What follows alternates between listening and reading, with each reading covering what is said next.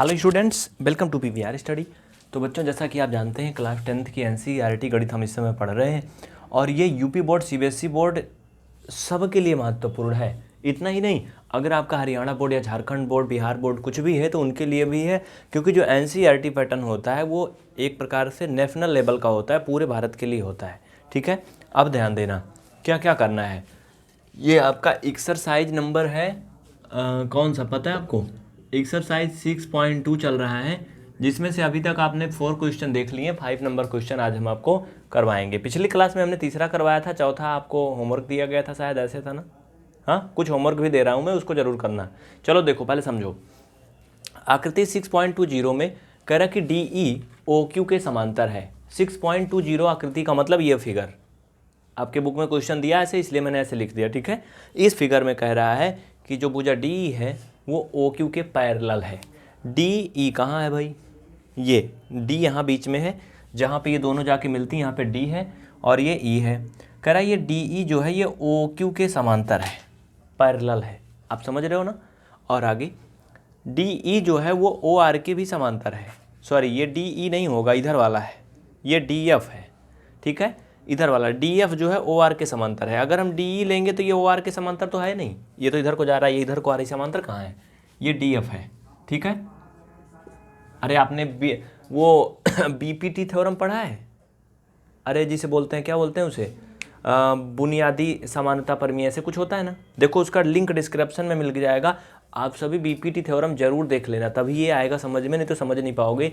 BPT theorem PVR study लिख के YouTube पे भी सर्च कर सकते हो आप। ठीक है, चलो, नहीं नंबर दिया, उस पर संपर्क करना, मिल जाएगा।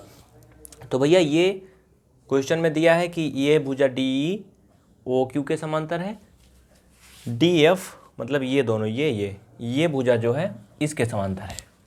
तो कह रहा सिद्ध करो, फिर दर्शाइए का मतलब होता है सिद्ध कीजिए या प्रूव कीजिए। क्या प्रूव करना है?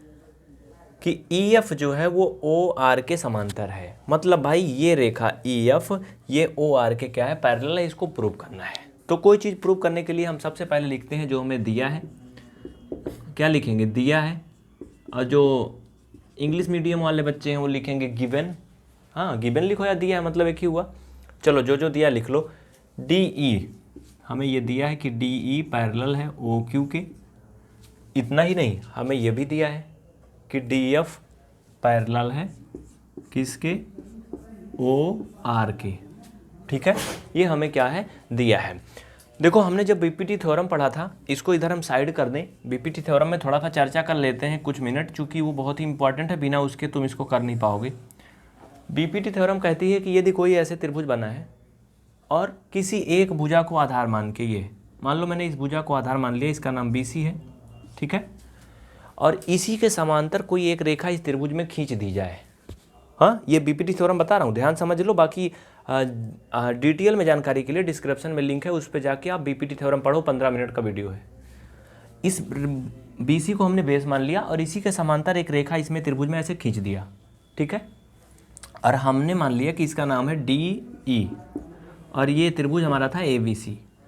तो बीपीटी की थ्योरम कहती है, शॉर्टकट में समझ लो, कि बच्चा ये जो ए डी है, ए डी मतलब ये भुजा ए डी अपान डी बी, ये डी बी ये बराबर होता है किसके? ए ई अपान सी ई या ई सी के। ठीक है, ए ई अपान ये ई सी के क्या होता, बराबर होता है। यही कहती है क्या बीपीटी की थ्योरम, यही कहती है। मतलब वही बेसिक क्या बोलते हैं इसको, मैं देख लेता हूँ, मुझे हिंदी नहीं समझ में आ रहा है। आधारभूत समानुपातिका प्रमेय बोलते हैं। क्या बोलते हैं?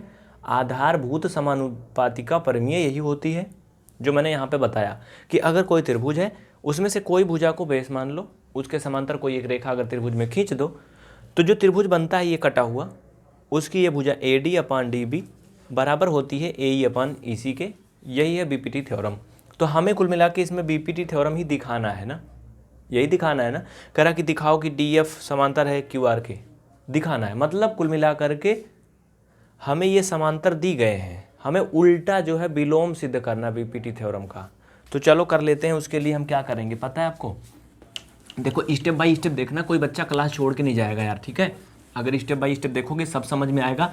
और अगर आप चैनल पे नए नए आए हो तो सब्सक्राइब जरूर करिए और बेल आइकन ऑन करिए, वीडियो को लाइक करिए, ठीक है। चलो देखो आगे देखो, हमें इसको सिद्ध करना है। त्रिभुज के दो पार्ट हैं, इनके दो गैंग है, एक तो इधर है ये POQ, ठीक है। अब अगर हम इसको थोड़ा अलग कर लें तो ये त्रिभुज कुछ ऐसे दिखेगा। तुम यहाँ देखने की कोशिश करना भाई, इधर साइड दिख रहा है तो मैं साइड में बना देता हूँ, चूँकि यहाँ पे जगह थोड़ी सी कम पड़ेगी तो मैं साइड में बनाऊँगा। आगे देखिए, मैंने आपकी सहूलियत के लिए, थोड़ा टाइम बचाने के लिए मैंने उधर फिगर बना दिया है जो मैं बताना चाहता था, समझो। हम आपको ये बता रहे थे कि ये ट्राइंगल दो पार्ट में बटा है, एक तो POQ, ये त्रिभुज POQ, मैंने इसको उधर बना दिया, वहाँ देखो POQ बनाया हूँ ना, ये देखो POQ, मतलब मैंने इस त्रिभुज से इतना काट के निकाल लिया, ठीक है। अब समझो, अगर हम इस त्रिभुज को थोड़ा सीधा कर दें, जो वहाँ पे देख रहे हो थोड़ा ऐसे वो पिचक गया ना, अगर हम सीधा कर दें बच्चा तो तुमको ऐसे मिलेगा, ये बोलो मिलेगा कि नहीं, ये ऐसे नहीं, ऐसे नहीं मिलेगा, गड़बड़ हो गया ना। पूरा जो बीच वाली रेखा है वो क्या है, अरे यार वो पैरेलल है भाई, ऐसे है ना, जिसका नाम है DE, नीचे है ये Q, ये O और ये P, बोलो मिलेगा कि नहीं। अगर मैं उसको थोड़ा सीधा कर दूं जो ऐसे पिच का है तो ऐसे मिलेगा ना। और अभी अभी मैंने यही आपको बताया था कि ये BPT थ्योरम है, बताया था ना भाई, अभी अभी बताया था ना जस्ट। तो उसके अकॉर्डिंग क्या है कि PE/EQ हो जाएगा और PD/DO हो जाएगा। तो चलो फटाफट हम कर लेते हैं। ऊपर क्या लिखेंगे, अब हमारा सोल्यूशन स्टार्ट होता है। लिखो, क्या लिखोगे, सभी बच्चे हमारे साथ में लिखेंगे, कोई लापरवाही नहीं करना, नहीं तो समझ में नहीं आएगा। ये बहुत आसान नहीं है, सबसे टफ चैप्टर है ये क्लास 10th का। अब हम लिखेंगे POQ में त्रिभुज, लिखो आप सभी, जो इंग्लिश मीडियम वाले बच्चे हैं वो लिखेंगे in triangle POQ, Hindi medium वाले लिखेंगे त्रिभुज POQ में। देखो त्रिभुज POQ में क्या क्या है, पहले ये देखो भैया, त्रिभुज POQ में सबसे पहली बात है कि हम देख रहे हैं ED समांतर है QO के, चाहे तो इसको लिख लो। वैसे तो ED समांतर जो है या फिर DE समांतर है OQ की, ये तो मैंने ऊपर ही लिखा है, सबसे ऊपर लिखा है ना वो चीज़, तो जाने दो।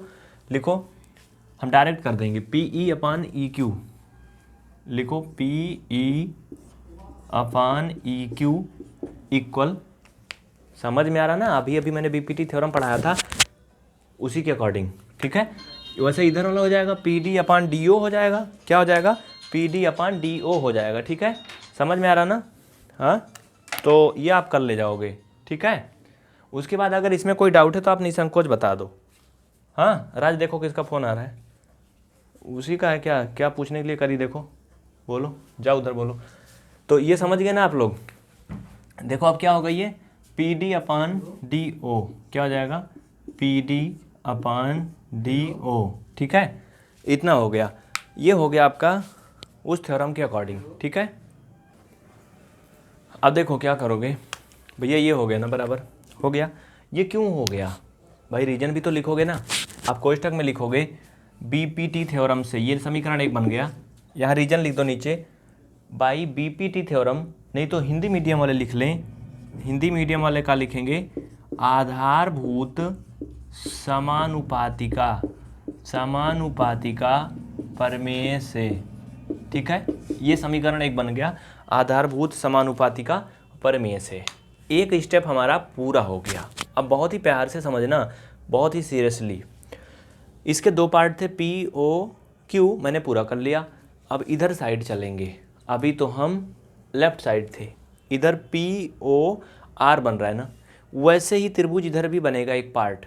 देखो जैसे मैंने इधर बनाया था, ये रेखा बीच वाली में हम अवॉइड कर देंगे, अभी इसको अवॉइड कर देंगे, सिर्फ ट्रायंगल देखेंगे बस। हाँ, तो वैसे उधर साइड का बनाओगे तो कुछ अलग तरह से दृश्य बनेगा। देखो मैं चित्र बना देता हूँ साइड में उसी जगह पे।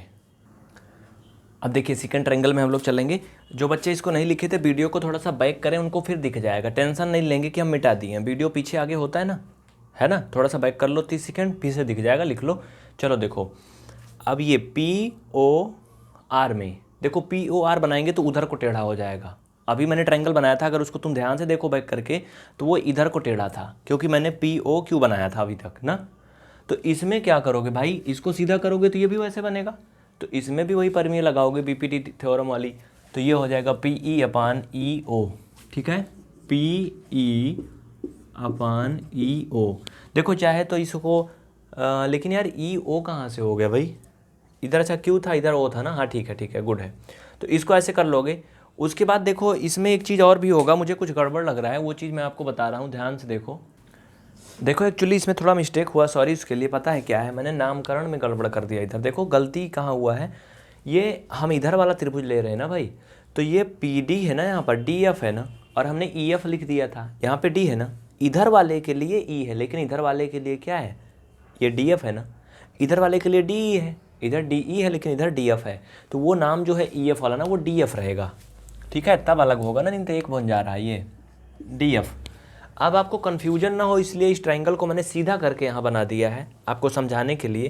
तो ये DF ऐसे हो जाएगा, बोलो ऐसे हो जाएगा ना। और जो मैंने आपको आधारभूत का पर में बताया था, ये PD/DO यही होगा ना, या इधर से अगर हम गिनेंगे तो PF/ ये FR है ना भाई, यही होगा ना, ये बराबर होगा PD/DO के, PD/DO के बराबर होगा। बस यही तो करना था, यही करना था ना। तो यही चीज़ हम क्या करेंगे, ऊपर लिख देंगे जहाँ पे मैंने वहाँ पे लिखा है। चलो ये तो समझाने के लिए मैं नीचे आपके लिए ट्रायंगल फिर से इसको सीधा करके बनाया था, बाकी वो मेन ट्रायंगल वही है। वो आपको बनाना नहीं एग्जाम में, मैं आपको समझाने के लिए बनाया हूँ, तुमको सिर्फ इसी को देख के लगा देना है। नहीं समझ में आता उसको रफ में बना लेना, लेकिन उसको वहाँ नहीं बनाना कॉपी में, ठीक है। तो ये हो जाएगा क्या, PF इधर से हम लेंगे, ठीक है, ये पूरा मिटा दो, उधर साइड से लेंगे या इधर से लेंगे, मतलब तो ही हुआ, ठीक है। तो चाहे इसको इधर से लिखो या उधर से लिखो, उधर से लिखेंगे तो हमारा फ़ायदा है। फ़ायदा क्या है वो मैं बताऊंगा। देखो FR इक्वल ये PD/DO। फ़ायदा ये है कि जो अभी क्वेश्चन नंबर 1 आया था, पहला समीकरण, अभी उसको आप बैक करके देखो, ये समीकरण 2 बन गया, तो उसमें भी बच्चा ये PD/DO आया था ना। मैं समीकरण नंबर 1 यहाँ पे आपको दिखाना चाहूँगा, आप लोग देखो फिर से। समीकरण 1 हमारा आया था, अभी मैंने मिटा दिया, PE/EQ बराबर ये आया था PD/DO। बोलो आया था ना, आया था ना। तो तुम लोग ये समीकरण फिर से नहीं लिखोगे, उतना ही लिखने के बाद आगे लिखोगे, ये तो मैं आपको दिखाने के लिए लिखा रहा हूँ, ठीक है। अब नीचे आप लिखोगे समीकरण 1 व 2 से। देखो भैया समीकरण 1 व 2 को अगर आप कंपेयर करोगे, बराबर करोगे, तो इनका दाहिना पद दोनों में बराबर है, ये बराबर है ना। और तुम हाई स्कूल में पहुंच गए हो तो इतना जानते भी हो, अगर दाहिना पद बराबर है तो बायां पद भी आपस में बराबर होगा। तो इसे हम लिख सकते हैं क्या, पहला समीकरण ये है, तो हम पहला समीकरण का जो भी है उसको पहले लिखेंगे। तो PE/EQ लिखो, PE/EQ ये बराबर होगा PF/FR के या फिर RF के। और अगर देखो तो हमें सर्वांगसम क्या करना है भैया, बन गया काम। आपने BPT थ्योरम पढ़ा था ना आधारभूतिका परमीय, वो क्या कहता है कि अगर कोई त्रिभुज ऐसे बना है, उसमें किसी भुजा को बेस मान के कोई ऐसे रेखा समांतर खींच देते हो, तो ये भुजा जो है, अभी भी मैंने दिखाया था स्टार्टिंग में ना, PE/EQ बराबर PF/FR होता है। कब होता है, जब किसी त्रिभुज में किसी भुजा के समांतर कोई रेखा खींची जाए तब हो। इसका मतलब अगर ये सिद्ध हो जाता है तो आप लिख सकते हो क्या, नीचे लिख सकते हो, अतः EF भैया अगर EF समांतर होगा QR के तभी तो ये संभव है, नहीं तो ये संभव ही नहीं बनना है ना। लिख दो, ये हो गया। हाँ अब यहाँ नीचे लिख दो, क्योंकि उपरोक्त स्थिति BPT परमीय की है। यहाँ चाहे स्पष्टीकरण लिख दो या ना लिखो, वो समझने वाले समझ जाएंगे। उपरोक्त स्थिति BPT, ये BPT लिखना थोड़ा आसान होता है, वैसे लिखोगे क्या बोलते हैं, आधारभूत समानुपातिकी परमीय का बहुत बड़ा हो जाता है ना, तो BPT थ्योरम लिख दोगे अच्छा रहेगा। BPT परमीय की है, बस हो गया, हैंस प्रूव्ड लिख दो, इति सिद्धम। इसको तुम लोग लास्ट में क्या करोगे एग्जाम में, ऐसे गोला करके ब्लैक पेन से घेर देना, लिख देना अतः सिद्ध हुआ, तो बहुत ही बेहतर रिस्पांस मिलेगा आपको। तो फिलहाल ये क्वेश्चन आपका खत्म हो गया। आप लोग कमेंट करके बताइए, अगर आप इसे यूट्यूब पे देख रहे हैं तो आपको ये क्लास कैसी लगी, और अगर आपके मन में कोई सवाल है तो आप जरूर कमेंट करें। अगर आपने PVR स्टडी ऐप में कोर्स लिया तो आपको इकट्ठा ढेर सारे वीडियो मिल गए होंगे, सारी क्लास मिल गई होगी। लेकिन अगर आप इसे यूट्यूब पे डेमो देख रहे हैं या फेसबुक पे देख रहे हैं, कहीं भी देख रहे हैं अगर, तो इसे खूब शेयर करें, और आपको सारे वीडियो हम कोशिश करेंगे कि आपको यूट्यूब या फेसबुक पर उपलब्ध करवाएंगे, ठीक है। बहुत बहुत धन्यवाद। वीडियो को शेयर ज़्यादा से ज़्यादा करें, जितने ज़्यादा व्यूज आएंगे जैसे वैसे तुरंत पूरा कोर्स आपको दे दिया जाएगा।